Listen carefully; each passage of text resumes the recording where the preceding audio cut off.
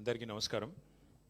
గౌరవనీయులు శాసన మండలిలో మన ప్రతిపక్ష నాయకులు పెద్దలు శ్రీ మధుసూనాచారి గారు, గౌరవ మాజీ మంత్రివర్యులు పెద్దలు శ్రీ కొప్పుల ఈశ్వర్ గారు, ప్రశాంత్ రెడ్డి గారు, పొన్నాల లక్ష్మయ్య గారు, శ్రీనివాస్ గౌడ్ గారు, గంగుల కమలాకర్ గారు, అట్లాగే రాజ్యసభలో మన రాజ్యసభ సభ్యులు మన నాయకులు శ్రీ వద్దిరాజు రవిచంద్ర గారు, గౌరవ రాజ్యసభ మాజీ సభ్యులు లింగయ్య యాదవ్ గారు, గౌరవ మాజీ శాసనసభ్యులు మన వేదిక పైన కూర్చున్న పెద్దలు, అట్లాగే మన మాజీ ఉప ముఖ్యమంత్రి శ్రీ మొహమ్మద్ మహమూద్ అలీ గారు, జనరల్ సెక్రటరీ పార్టీ అదేవిధంగా మాజీ రిటైర్డ్ ఐపీఎస్ అధికారి శ్రీ ఆర్ఎస్ ప్రవీణ్ కుమార్ గారు, మా తమ్ముడు సభాధ్యక్షుడు ఎర్రోల శ్రీనివాస్ గారు, దేవిప్రసాద్ గారు, విజీ గౌడ్ గారు, మా తమ్ముడు రాజారాం యాదవ్ గారు, అదేవిధంగా తలసాని సాయి గారు, మా ఎమ్మెల్సీ శ్రవణ్ గారు, ఇంకా మా మాజీ శాసన మండలి సభ్యులు శ్రీ సలీం గారు, మాజీ శాసనసభ్యులు బొల్ల మల్లయ్య యాదవ్ గారు, మాజీ జిల్లా పరిషత్ చైర్మన్ శ్రీమతి తులవమ్మ గారు, ఇంకా కార్యక్రమంలో పాల్పంచుకుంటున్న గౌరవ సీనియర్ నాయకులందరికీ పేరు పేరున మాజీ కార్పొరేటర్లు ఉన్నారు, రాష్ట్ర నాయకులు ఉన్నారు, అట్లాగే మా జిల్లా స్థాయి నాయకులు ఉన్నారు. పేరు పేరున అందరికీ, పత్రికా మిత్రులకి పేరు పేరున అందరికీ 135వ డాక్టర్ బాబాసాహెబ్ అంబేద్కర్ జయంతి శుభాకాంక్షలు తెలియజేసుకుంటూ, పెద్దలు చాలా విషయాలు చెప్పారు. నేను క్లుప్తంగా 4 విషయాలు మాత్రమే ముందు చెప్పాలనుకున్నాను. ఒకటి, మహాకవి శ్రీశ్రీ అన్నట్టుగా పోరాడితే పోయేదేమీ లేదు బానిస సంఖ్యలు తప్ప అని చెప్పి మహాకవి శ్రీశ్రీ గారు ఒక సందర్భంలో అన్నమాట. ఇవాళ నిజంగా కూడా తెలంగాణలో అది నిజమైంది. 2023 డిసెంబర్ 7 నాడు అధికారంలోకి వచ్చిన కాంగ్రెస్ పార్టీ 2024 ఏప్రిల్ 14 నాడు బాబాసాహెబ్ అంబేద్కర్ గారిని బందీ చేసి పెట్టింది. 125 అడుగుల ఎత్తులో ప్రపంచంలోనే అతిపెద్దదైన బాబాసాహెబ్ అంబేద్కర్ విగ్రహాన్ని కేసీఆర్ గారు నిర్మాణం చేశారన్న కోపంతో ఆ మహానుభావుడిని సంఖ్యలలో 2024 ఏప్రిల్ 14 నాడు అక్కడికి ఎవరిని పోనీయకుండా బంధించి పెట్టింది కాంగ్రెస్. 2025లో కూడా అదే అక్కస్తో ఇది కేసీఆర్ కట్టిన విగ్రహం, ఇది కేసీఆర్ ఆనవాళ్ళు అనే ఉద్దేశంతో బాబాసాహెబ్ లాంటి మహానుభావుడిని మళ్ళీ బంధించి మళ్ళీ అవమానించింది కాంగ్రెస్ ప్రభుత్వం, రేవంత్ రెడ్డి ప్రభుత్వం. అందుకే మొన్న విద్యార్థి విభాగం ఇక్కడ మా గెలు శ్రీనివాస్ గారి నాయకత్వంలో ఒక 15 రోజుల కింద ఇదే భవన్లో మీటింగ్ జరిగితే ఆ రోజు మేము నిర్ణయం తీసుకున్నాం. మరి 4 నుంచి 14 వరకు మా విద్యార్థులు మూసీ పోరుబాట పేరిట కథం దొక్కబోతా ఉన్నారు. మూసీ తీరంలో జరుగుతున్న అన్యాయాన్ని, దమనకాండను వ్యతిరేకిస్తూ ఏప్రిల్ 14 బాబాసాహెబ్ జయంతి నాడు ఈ కార్యక్రమం ముగుస్తుంది. ఒకవేళ మీరు కనుక ఈసారి ఏప్రిల్ 14 నాడు బాబాసాహెబ్ను మళ్ళొక్కసారి గత 2 సంవత్సరాలు చేసినట్టే ఈ సంవత్సరం కూడా బందీ చేసి పెడితే మేమే వస్తాం, వందలాదిగా వేలాదిగా వచ్చి ఆ సంఖ్యలు బద్దలు కొడతామని చెప్పి ఆ రోజు చేసిన హెచ్చరిక ఇవాళ ఫలించి సచ్చినట్టు ఇవాళ రాష్ట్ర ప్రభుత్వం అక్కడ ఏర్పాట్లు చేసింది. ఈ మాట ఎందుకు చెప్తా ఉన్నా అంటే నిజంగానే పోరాడితే పోయేది ఏమీ లేదు. ఇట్లాంటి మూర్ఖ ప్రభుత్వాలకు, ఇట్లాంటి అరాచక ప్రభుత్వాలకు, ఇట్లాంటి పెత్తందారి పోకడలకు, ఇట్లాంటి నియంతృత్వ ఆలోచనలు ఉండే ముఖ్యమంత్రులకు బుద్ధి వస్తుంది, ప్రజలకు భయపడతారు తప్ప ఇంకోటి కానీ కాదు. ఇది నేర్పింది మనకెవరో కాదు, డాక్టర్ బాబాసాహెబే. ఆయన చెప్పిన మాట బోధించు, సమీకరించు, పోరాడు. కేసీఆర్ గారు అదే ఆలోచన విధానంతో, అదే అంబేద్కర్ తత్వాన్ని జీర్ణం చేసుకొని లక్షల సంఖ్యలో ప్రజల్ని సమీకరిస్తూ తెలంగాణ రాష్ట్ర ఏర్పాటు ఆవశ్యకతను వారికి వివరిస్తూ, తెలంగాణ రాష్ట్రం ఏర్పడితే ఎవరికి ఏం ప్రయోజనం వస్తుందో వివరించి చెబుతూ, అడుగడుగున తెలంగాణ కోసం పోరాడుతూ చివరికి సావు నోట్లో తలబెట్టి ఆ బోధించు, సమీకరించు, పోరాడు అనే అంబేద్కర్ తత్వాన్ని పూర్తి స్థాయిలో వంట పట్టించుకొని అల్టిమేట్గా రాష్ట్రాన్ని సాధించింది అంబేద్కర్ గారి బాటలో, అంబేద్కర్ గారు రాసిన రాజ్యాంగం ఆలంబనగా.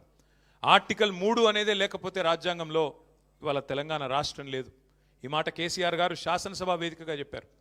అంత మాత్రమే కాదు, నిజంగా అంబేద్కర్ గారు చెప్పిన ఒక గొప్ప మాట, ఒక గొప్ప ఆలోచన విధానం. విద్యనే అల్టిమేట్గా వికాసానికి, విద్యనే సమాజంలో సమానత్వానికి దారితీస్తుందనే ఒక ఆలోచన ఏదైతే ఉన్నదో దానికి అనుగుణంగా పెద్దల ఆర్ఎస్ ప్రవీణ్ గారి నాయకత్వంలో ఆనాడు వారు సెక్రటరీగా ఈశ్వర్ గారు, అదేవిధంగా కమలాకర్ గారు మంత్రులుగా, మా సత్యవతి రాథోడ్ గారు మంత్రులుగా, ఎస్సీ ఎస్టీ బీసీ మైనారిటీ మా ఉప ముఖ్యమంత్రి గారి నాయకత్వంలో ఆనాడు 1000 గురుకుల పాఠశాలలు పెట్టి దాదాపు 6.5 లక్షల మంది పిల్లలకు సంవత్సరానికి 1,20,000 రూపాయల చొప్పున వారి మీద ఖర్చు పెడుతూ వారిని ప్రపంచంతో పోటీపడే పౌరులుగా తయారు చేయాలనే సంకల్పాన్ని తీసుకున్నది కేసీఆర్ ప్రభుత్వం. ఇవాళ వాటిని కూడా సరిగ్గా నిర్వహించలేకపోతున్నది రేవంత్ రెడ్డి ప్రభుత్వం. ఆ 1000 గురుకులాల్లో ఇవాళ మరణ మృదంగం మోగుతూ ఉన్నది.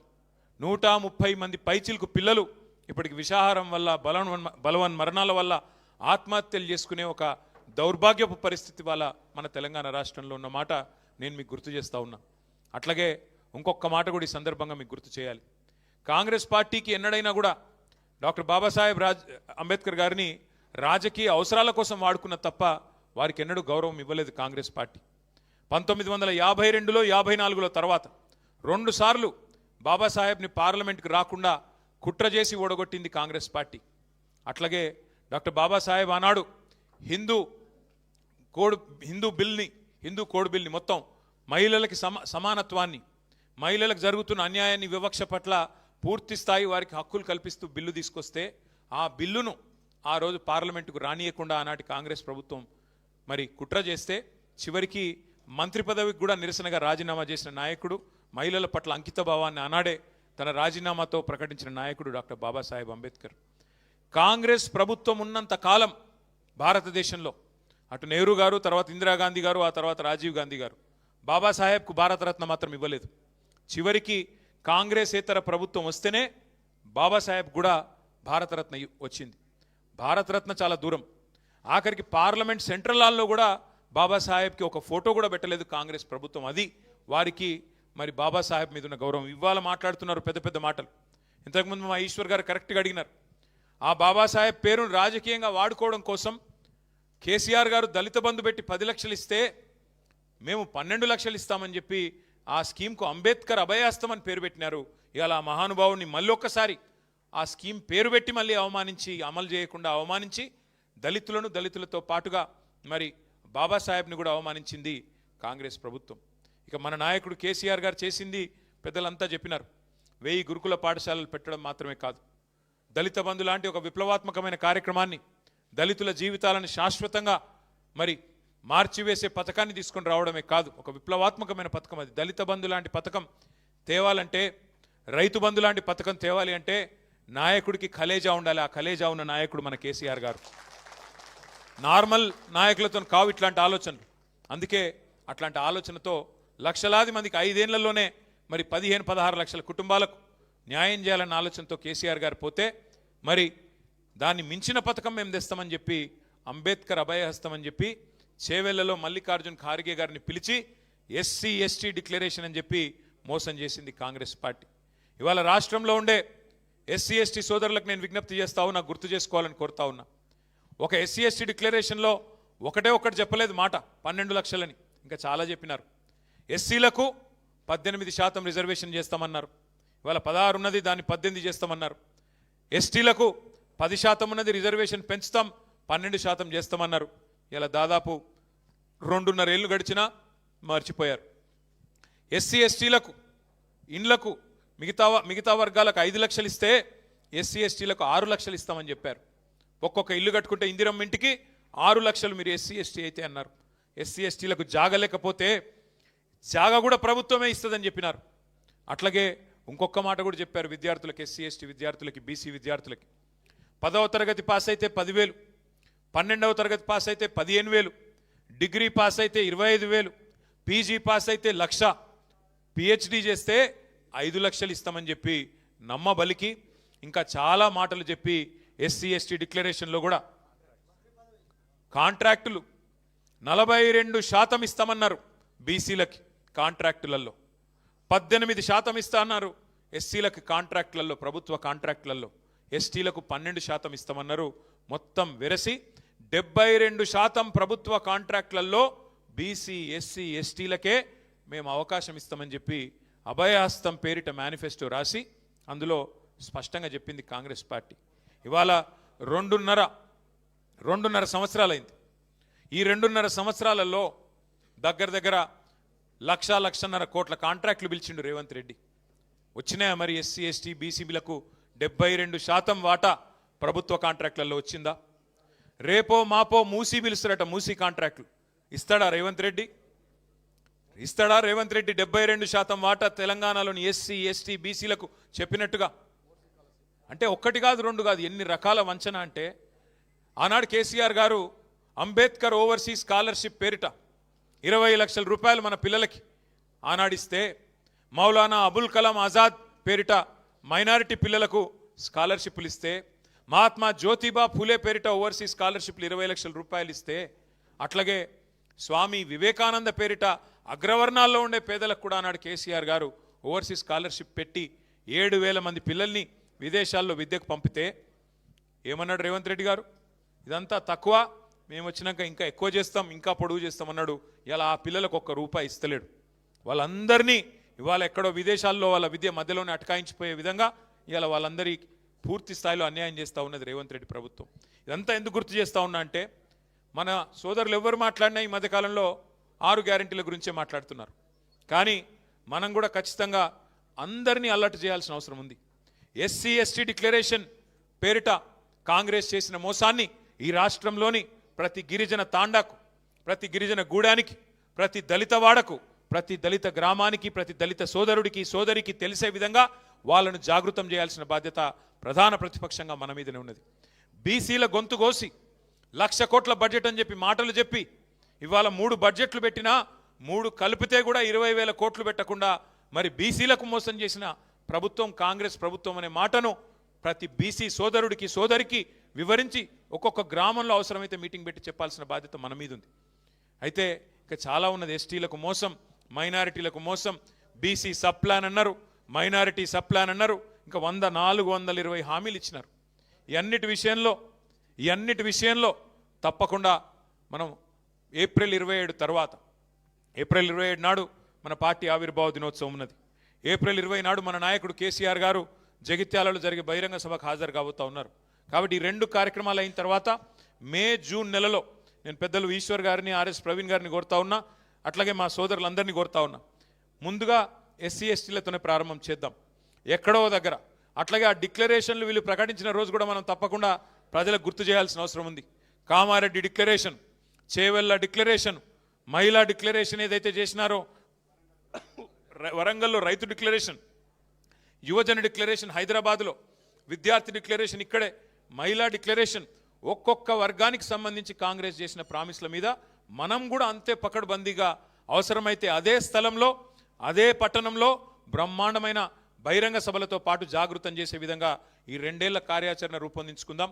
తప్పకుండా నాకైతే విశ్వాసం ఉంది.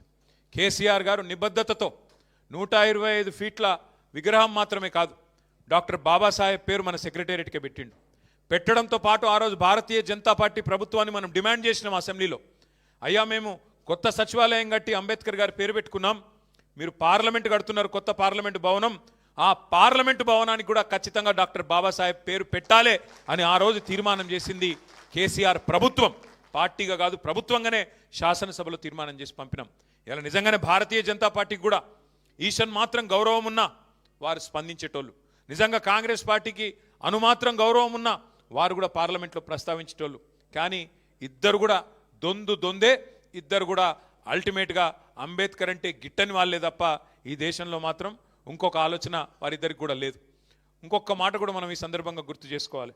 డాక్టర్ బాబాసాహెబ్ని కొందరి వాడుగా చిత్రీకరించే కొంత ప్రయత్నం. ఒకటి మాత్రం పక్కా, మనిషి పుట్టిన 5 నిమిషాలకి పుట్టేది కులం.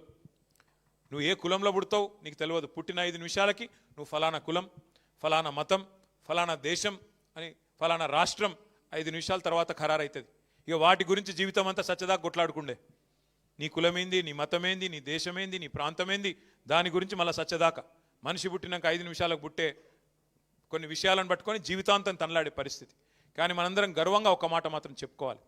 ఆనాడు ఈ రోజు అంటే చాలామంది మన పిల్లలు విదేశాల్లో చదువుతున్నారు, కానీ ఆ రోజు విదేశాలకు పోవడమే కష్టతరమైన రోజుల్లో.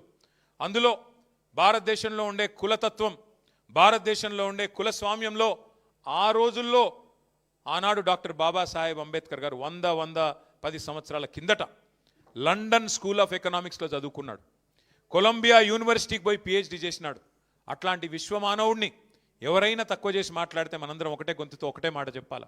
ఈ దేశంలో మహాత్మా గాంధీ ఎంత గొప్పవాడో, మహాత్మా గాంధీ ఎట్లా అందరివాడో, అంబేద్కర్ కూడా ఖచ్చితంగా అందరివాడే.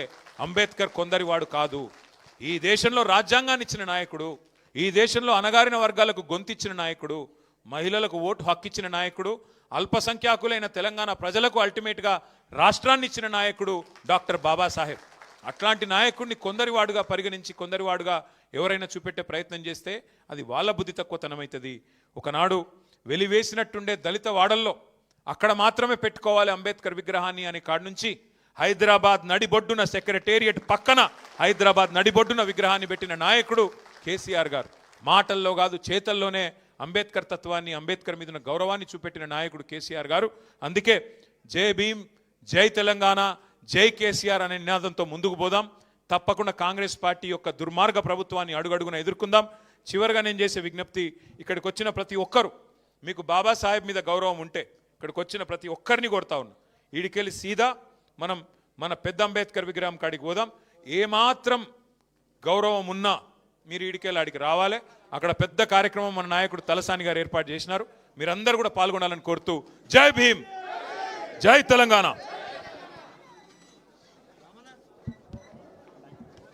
థ్యాంక్ యూ అన్న, థ్యాంక్ యూ వెరీ మచ్. అందరినీ ఉద్దేశించి అద్భుతంగా ప్రసంగించినటువంటి కేటీఆర్ గారికి, అదేవిధంగా శాసన సభ్యులకు, శాసన మండలి సభ్యులకు, గౌరవ పెద్దలందరికీ కూడా, వచ్చినటువంటి బీఆర్ఎస్ పార్టీ కార్యకర్తలందరికీ కూడా పేరు పేరున ధన్యవాదాలు తెలియజేస్తూ, మనం అందరం కూడా 125 అడుగుల విగ్రహానికి